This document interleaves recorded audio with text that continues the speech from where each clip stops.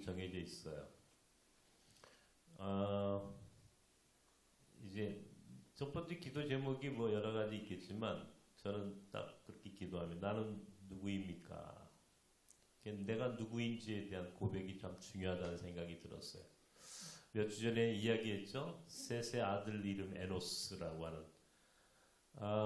그때부터 비로소 세상 사람들은 하나님의 이름을 불렀다. 인간이 어떤 존재인지를 알게 된 사건입니다. 인간이 얼마나 한없이 연약한 존재인지를 셋의 아들 에노스라고 하는 이름을 짓고 난 이후부터 인간을 유한하고 죽을 수밖에 없는 존재라고 하는 사실을 비로소 깨달은 인간은 그때부터 하나님의 이름을 불렀더라. 나는 누구입니까? 나는 연약한 존재라는 사실을 깨달아야 되겠다. 그걸 고백하는 것. 두 번째는 나는 어디서 왔습니까? 나는 어디서 왔습니까? 나를 창조하신 하나님에 대한 고백이죠. 그리고 나는 어디로 가고 있습니까? 내가 갈 본향은 어디입니까? 정말 나는 하나님의 나라를 믿고 사는 신앙인입니까? 나는 죽어도 하나님의 나라에 들어갈 수 있다는 믿음 가운데 살고 있습니까? 나는 어디로 가고 있습니까? 그리고 지금 나는 어디쯤 와 있습니까? 이게 제 마음속에서 끊임없이 묻고 기도하는 기도의 제목이기도 합니다. 오늘은 제목을 제가 뭘로 정할까? 근데 오늘 아이고 주님을 했습니다. 왜냐면 문득 나도 모르게 한숨이 나올 때가 있어요. 아이고, 어휴. 근데 오늘 우리 집사람이 저보고 그래요. 그 뒤에 주님자를 붙이면 어떻겠느냐고. 그래서 처음에 아이고 할 때는 굉장히 힘들고 절망적인 한숨이었는데 뒤에 아이고 주여 하면서 그 절망에서 희망으로 내 마음이 일단 바뀌더라고요. 일단 모두가 바뀌는 거예요. 그러니까 내 안에 그 모든 게 이렇게 싹 이렇게 전환되는 느낌을 느꼈어요. 그래서 힘들죠, 사는 게. 그죠? 여러분도 얼마나 힘드십니까? 하루하루 사는 게. 그러면 자기도 모르게 아이고. 근데 그 뒤에 꼭 주님, 아이고 주여 이렇게 붙여부터 한번 따라하십시오. 아이고 주여. 그러면요, 아이고 할 때는 한숨 나오는데 아이고 주여 하면 그 호흡하고 딱 이게 박자가 맞아요. 왜 오늘 이 아이고 주님으로 정했느냐 하면은 우리가 말하는 게 너무 중요하다는 겁니다. 말하는 게. 네? 오늘 성경 이사야서에 있는 말씀 보면은 너무 재미있는 표현이 납니다. 입술의 열매를 창조하시는 하나님 이렇게 해요. 입술의 열매를 창조하시다.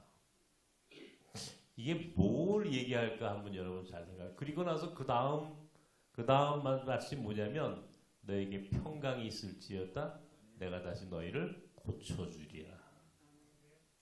평강이 있을 것이다 고쳐주리라. 회복을 얘기하는 거예요. 평강과 회복의 은혜를 우리 여호와 하나님께서 이 입술의 열매를 창조하시다라고 하는 이 말씀과 더불어 평강이 있을지어다 너를 고쳐주리라. 이게 굉장히 중요한 말씀이라는 생각이 들어서 그래요.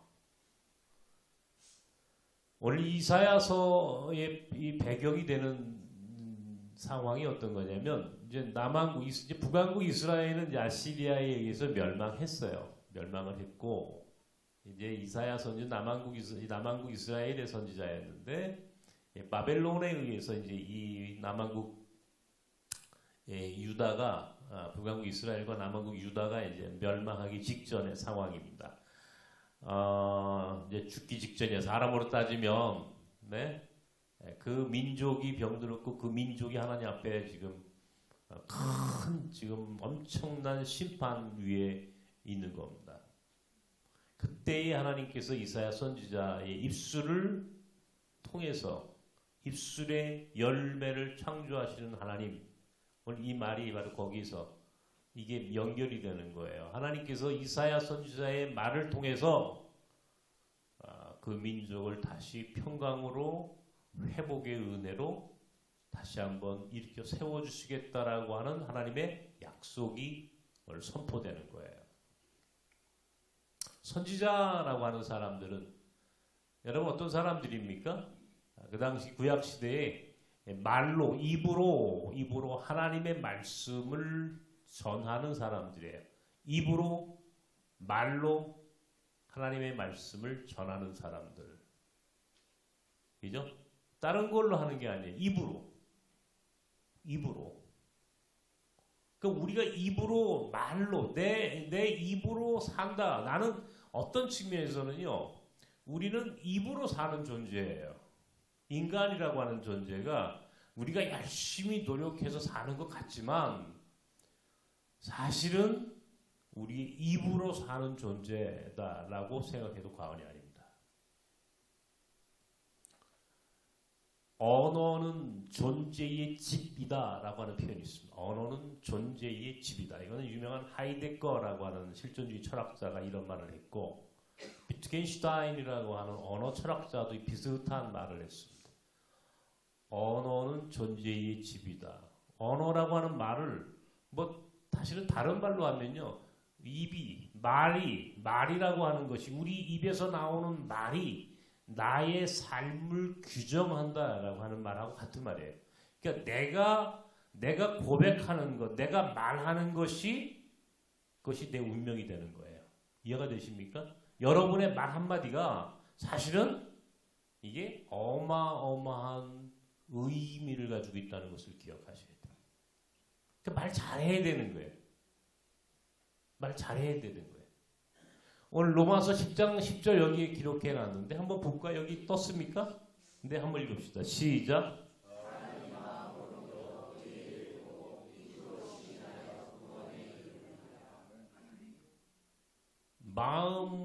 마음으로 믿고 의에 이르고 입으로 시인하여 구원에 이른다. 입으로 시인한다라고 하는.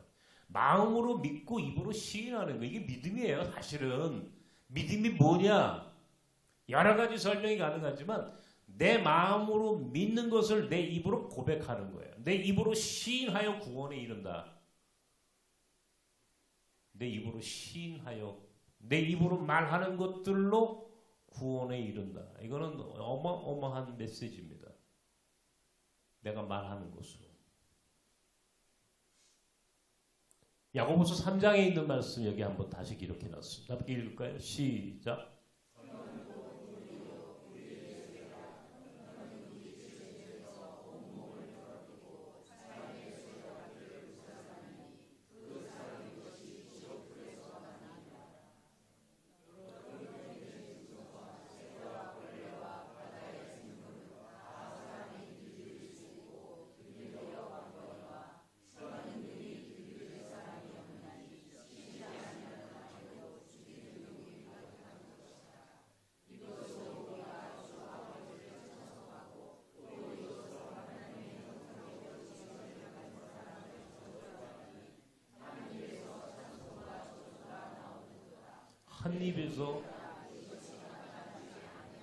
한 입에서 찬송과 저주가 나온.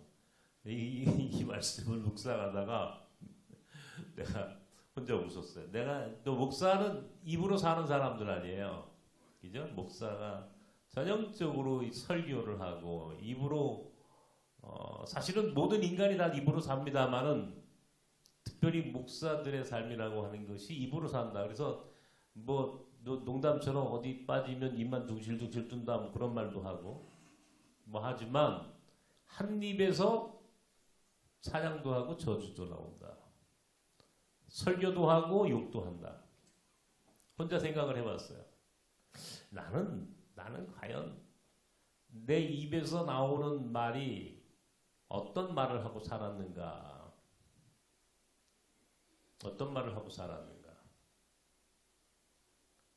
한 입에서 찬양도 나오고 저주도 나오고 하나님의 말씀도 전하고 사람들을 또 욕도 하고 혼도 내고 참 모순이다.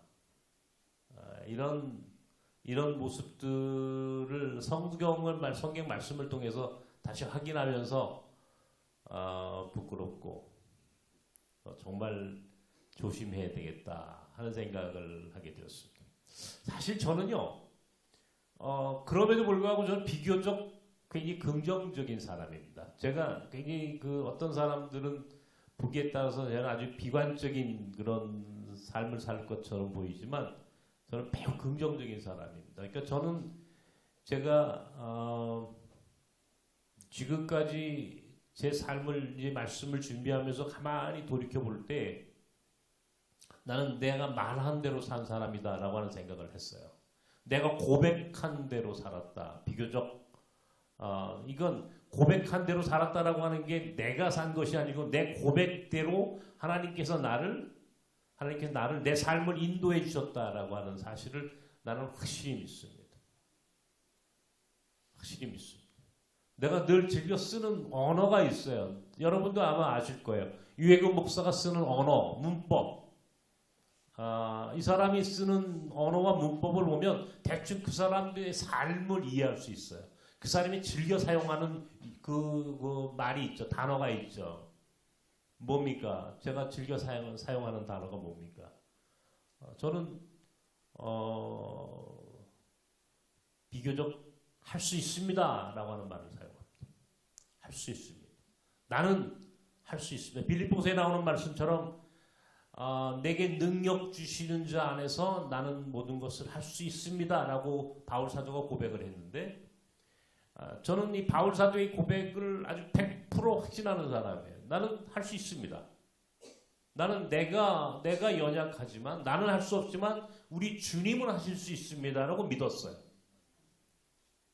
그래서 가끔씩 그 일을 하는 사람, 함께 우리 일하는 사역자들 가운데 나는 못합니다 하는 사람이 있어요. 나는 못해 라고 하면 제가 다른 말은 다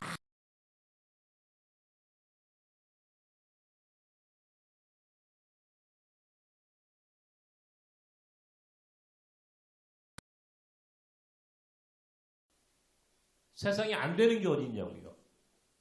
안 되는 것도 없고 못하는 것도 없습니다. 하나님의 은혜로 산다고 하면서 하나님이 내 안에서 나와 함께 하시면 내 안에 계신 주님이 한다고 믿고 사는데 왜 내가 못한다고 그러냐고. 내게 능력 주시는 자 안에서 할 수 있다고 믿으면서 왜 그런 고백을 하면서 왜 못한다고 생각하느냐고. 나는 못해라고 하는 사람은 저랑 같이 정말 일 안 합니다. 우리 안에는 나는 못해라는 사람 없어요. 우리는 할 수 있습니다. 이게 기본이에요. 나는 할 수 있습니다. 또 하나 내가 즐겨 쓰는 말이 있습니다.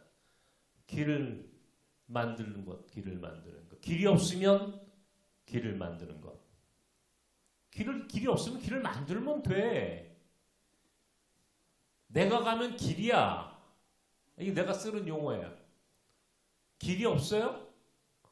그죠? 사람들 잘 사용하는 그런 표현이죠. 길이 없어요. 길이 보이지 않아요. 앞이 캄캄해요. 인생이 어디로 가야 할지 그 방향을 찾지 못하는 사람들 많아요. 길이 없어요.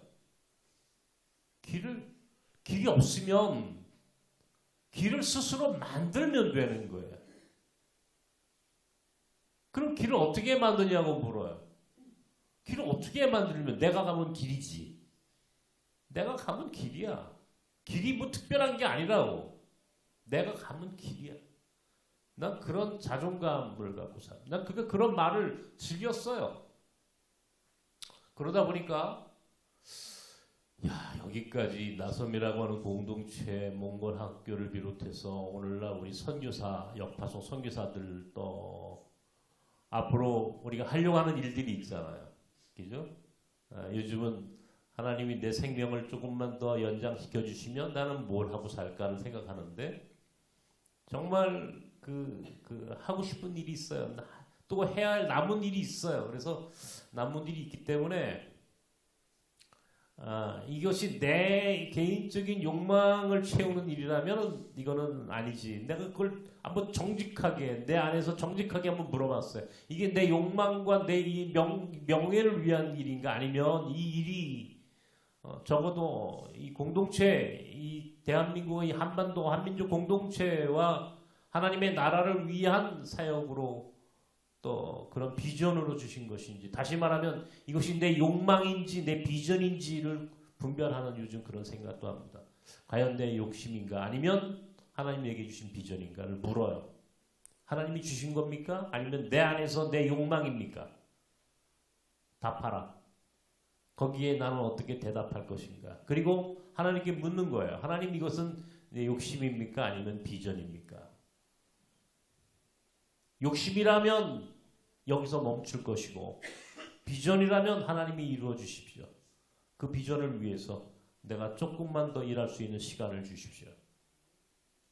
이런 기도를 하죠. 매일같이 합니다. 매일같이. 내 마음으로 기도하는 제목이 있어요. 이제 딱 정해졌어요. 내 마음 속에서 하나님, 이제 이 기도를 응답해 주십시오.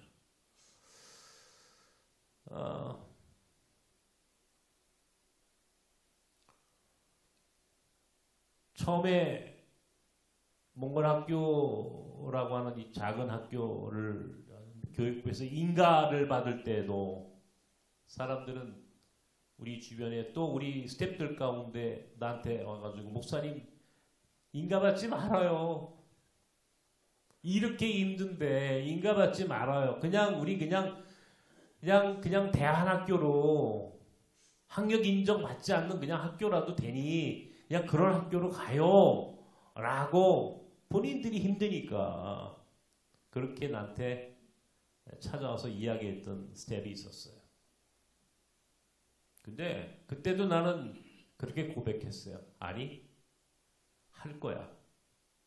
끝까지. 나는 이 학교가 그냥 하나님께서 그냥 임시 방편으로 잠깐 있다가 사라지는 그런 학교가 아니라 정말 영원히 우리 주님 오실 때까지, 이 땅에 하나님의 나라가 이루어질 때까지 아주 귀하게 쓰임받는 학교가 되도록 나는 이 시스템을 만들고 싶어. 그러기 위해서는 학력 인정이 필요해. 교육부에서 인가 받아야 돼. 그렇게 생각을 했고 그렇게 고백했습니다. 그리고 그렇게 되었어요. 불가능하다고 생각했어요. 여기 학교를 지을 때도 어떤 사람이 내게 와서, 목사님 그건 불가능해요. 목사님의 실력으로는 학교를 지을 수 없어요. 하나님의 뜻이 아니에요. 목사님 학교 짓는다는 얘기 하지 마세요. 그리고 나를 떠난 사람이 있었어요. 그때에도 나는 그의 말에 동의하지 않았어요. 나는 학교를 지을 거예요. 만약에 예배당을 짓는다면 처음부터 손을 대지 않았어요. 학교를 짓는 건 경우가 달라요. 우리 아이들에게 좀 더 나은 환경에서 공부시키고 싶어요. 좀 더 많은 아이들이 와서 공부할 수 있는 학교를 만들고 싶어요. 라고 응답을 했죠. 그리고 그렇게 답했습니다. 학교 지을 거예요. 내가 못 짓고 내가 힘이 연약한 것 내가 알아요. 그러나 하나님이 하실 거예요. 하나님이 살아계시다면 분명히 여기에 학교를 지을 거예요. 하나님은 불가능을 가능케 하시는 분이시거든요. 나는 그렇게 고백했어요. 그리고 그 고백은 현실이 되었고 오늘 여기 학교가 존재합니다. 내가 하는 말, 내가 어떻게 고백하느냐에 따라서 운명이 달라지고 공동체가 달라지고 세상이 바뀐다는 것을 나는 압니다. 나는 입으로 살아온 존재입니다. 말은 곧 내 존재 자체, 내가 무엇을 어떻게 고백하느냐에 따라서 내 존재의 의미가 달라졌고 내 인생이 달라졌어. 이 공동체와 우리의 사역에 대한 내 신앙 고백이 오늘 우리 공동체와 우리의 미래를 결정합니다. 여러분에게도 마찬가지입니다. 여러분 솔직하게 한번 생각해 보세요. 여러분 어떤 말을 하고 사십니까? 어떤 말을 하고 사십니까? 여러분 스스로 여러분 입에서 나오는 말에 여러분 스스로 그 말을 한번 생각해. 여러분 어떤 말을 자주 하세요? 안 된다고 하세요? 못한다고 하세요? 아니면 한다고, 할 수 있다고, 하나님께서 하실 거라고.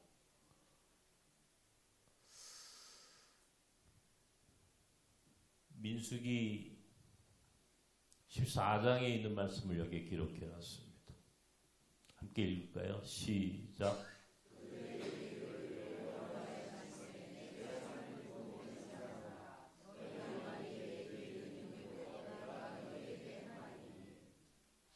뭐라고 그래요? 여기 지금? 네? 하나님 귀에 들린 대로 해주시겠다는 거죠. 내 입이 네가 말한 대로 내가 들을 것이고 내 귀에 들린 대로 그대로 해줄게. 이게 하나님 말씀이에요. 그러면 오늘 여러분이 하나님 앞에 뭔가를 이야기했을 거예요. 그죠? 기도를 했든지 아니면 한숨을 쉬었든지 아니면 하나님한테 원망했든지 불평했든지 감사했든지 분명히 여러분은 하나님 앞에 여러분도 모르는 사이에 분명히 무언가 반응했을 거라고요. 하나님 귀에 들려진 대로 그대로 해주시겠다. 요 다음 구절이 나옵니다. 이건 써 있지 않은데 나중에 한번 성경을 보세요. 요 다음 구절을 보면요. 그래서 그 백성은 다 광야에서 죽었어요. 왜 죽었는지 알아요? 이스라엘 백성이 홍해를 건너 애굽에서 홍해를 건너 광야길을 40년을 걸었어요. 40년 동안 나그네 생활을 합니다. 근데 이 백성이 참 불신앙의 반복이야. 불신앙의 반복. 마실 물이 없어요. 먹을 음식이 없어요. 광야니까. 제가 우리 다리를 이번에 고비 광야 가가지고 다쳤다 그랬잖아요. 내가 광야 좋아하는 이유를 설명해 드렸잖아요. 내가 왜 광야 좋아하느냐고 물으면 광야에는 아무것도 없어서 좋아한다니까요. 광야는 내가 할 수 있는 게 아무것도 없다는 것을 내게 가르쳐 줘요. 하늘밖에 없어요. 하나님밖에는 의지할 데가 없어요. 내가 얼마나 연약한 존재인지를 나는 늘 광야 앞에 쓰면 무서워요. 하나님밖에는 의지할 데가 없어요. 이게 내가 광야를 가는 이유인데 이스라엘 백성이 그 광야에서 자그마치 40년을 살았다는 겁니다. 어때요? 그 백성이 순간순간 문제가 터지잖아요. 마실 물이 없고 먹을 음식이 없고 어디로 가야 되는지 방향을 정하지 못했어요. 어디로 갈 거예요? 그 광야에서 무슨 랜드마크가 있는 것도 아니고 아무것도 없어요. 어디로 가야 될지 아무것도 그들 스스로 결정할 수 있는 그런 근거, 힘 아무것도 없는 거예요. 그때마다 이 백성은 하나님을 원망합니다. 아론과 모세를 원망합니다. 우리가 죽을 데가 없어서 여기 광야에서 우리를 죽게 하려고 우리가 죽을 데가 없어서 너희가 우리를 광야에서 죽게 하려고 우리를 여기를 끌고 왔구나 하면서 아론과 모세를 끊임없이 원망합니다. 나아가서 하나님을 원망하고 하나님을 불평해. 문제가 있으면요, 인간은 그 문제에 대한 반응이 반드시 있게 됩니다. 아이고, 어휴, 그죠?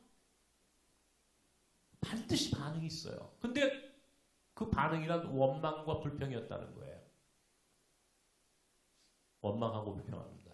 하나님께서 뭐라고 그랬어요? 내 귀에 들려진 그대로 내가 너희에게 그대로 해줄게. 원망하고 불평해? 그래 알았어 그대로 해줄게. 가데스 바네아에 12명의 정탐꾼이 가나안을 정탐하고 왔습니다. 10명의 정탐꾼이 와가지고 뭐라고 그럽니까? 우리는 못합니다. 우리는 그 성을 차지할 수 없습니다. 그 성 사람들은 기골이 장대한 안악자손 거인족이었어요.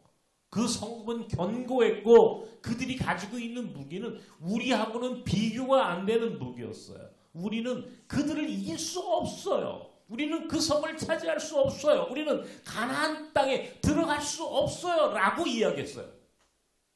결국 하나님은 그대로 해주셨어요. 광야에서 그들 모두가 다 죽었습니다. 홍해를 건너 애굽에서 홍해를 건너 광야로 나왔던 1세대 히브리 노예들은 단 2명 우리는 가나안 땅에 들어갈 수 있습니다. 저들은 우리의 밥입니다. 하나님이 우리와 함께 하시면 그들이 아무리 견고하고 아무리 큰 무기를 아무리 좋은 무기를 갖고 있고 아무리 등치가 좋아도 우리는 그들과 싸워서 이길 수 있습니다. 우리는 할 수 있습니다. 그들은 우리의 밥입니다라고 했던 두 사람 여호수아와 갈렙만이 가나안 땅에 들어가고 나머지는 전부 다 모조리 광야에서 죽었어요. 이게 고백의 힘입니다. 무엇을 고백하고 살 거냐? 여러분, 내 삶은 내가 내 입으로 말하는 내 신앙 고백으로 내가 내 입으로 하나님에 대하여 내가 기도하는 그 기도대로 내가 하나님 앞에 그냥 이야기하는 그 말대로 내 삶이 내 인생이 내 운명이 결정된다는 사실을 잃어버리면 안 됩니다. 그러므로 우리의 입은 내 삶을 규정하는 거예요. 잠언 18장에 있는 말씀을 이렇게 넣었습니다. 함께 읽읍시다. 시작.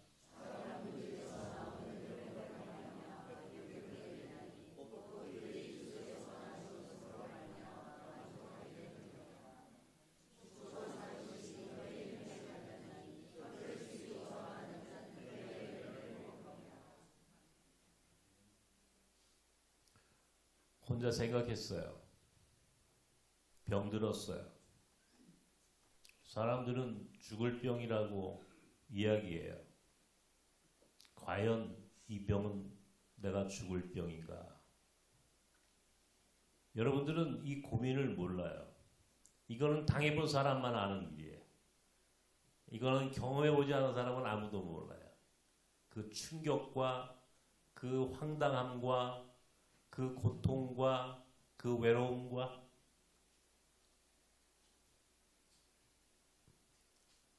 아무에게도 그것이 설명이 가능하지 않아요. 홀로 묻고 답하고 기도하는 것밖에는 여기에 답이 없어요. 나는 죽을 병에 걸렸는가? 이 암이라고 하는 것은 나를 죽이는가? 생각을 했어요. 근데 어느 날 문득 이 암은 암이 아니라 바위암이라는 한자가 있죠. 바위다. 나에게 피할 바위다. 피암이다. 피암.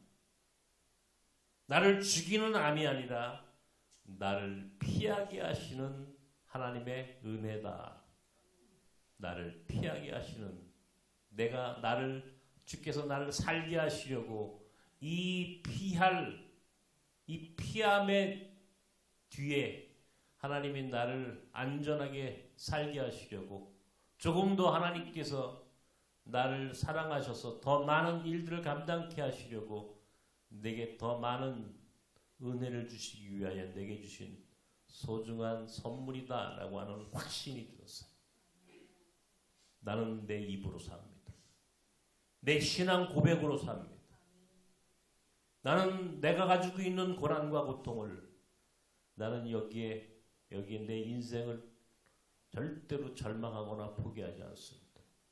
나는 다시 암을 해석하기 시작했습니다. 이것은 피암이다. 이제부터 나는 내 암을 피암이라 부른다.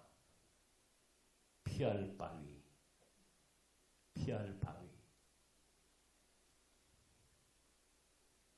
여러분에게도 고난은 때로는 절망적인 상황이 언제든지 찾아올 것입니다.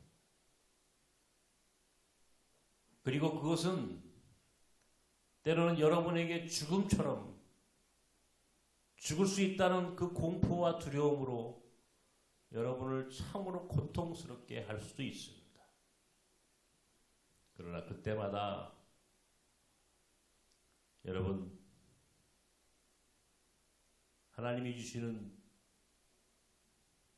믿음 가운데에 고난을 은혜로 고백하시기 바랍니다.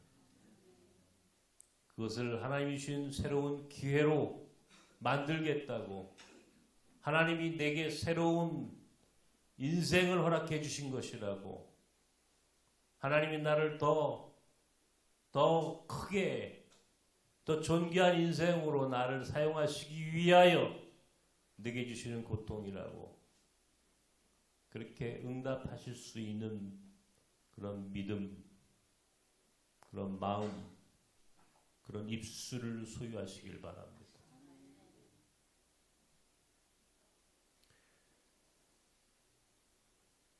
말은, 내 입에서 나오는 내 신앙 고백은 내 삶을 결정한다는 사실을 기억하십시오. 여러분에게도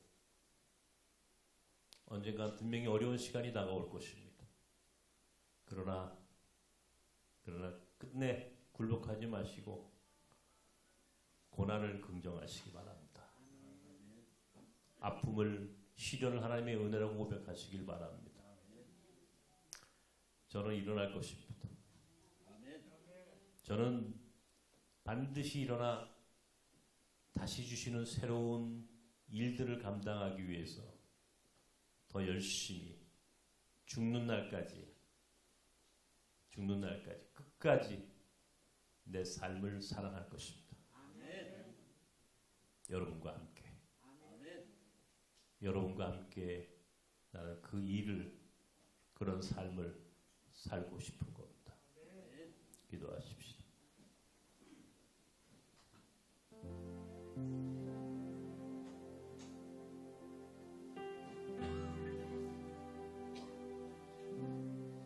아이고 주여,